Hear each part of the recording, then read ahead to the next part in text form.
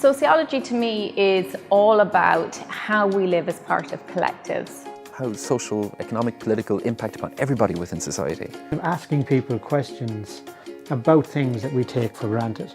So by pointing up the issues, by ruffling some feathers, it can hopefully inform some change. I think it's important to study sociology because it's an eye-opener. I think it's an explainer. And it gives you an idea who you are, how you've come to being, how you relate. there is this perception of what the world is, and if we don't ever question it, that is what the world will be. It's also the study, I think, of power and power relations and inequality. If there aren't people who go, but why, but why, but why, but tell me why, then the world will never change. It should be a foundation actually in third level because it's the critical thinking. You're coming out of a lifetime of rote learning. You need critical thought. Reflect back on what you've actually studied in the sociology course, and then you realise, yeah, this makes sense now, so to speak.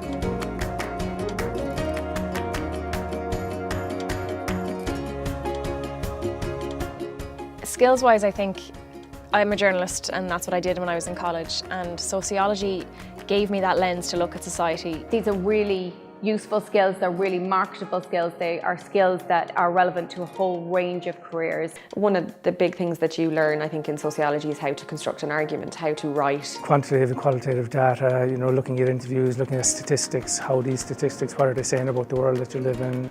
The greatest skill that we give people in sociology is the ability to think critically and not just take things at face value, to think about why things are the way they are.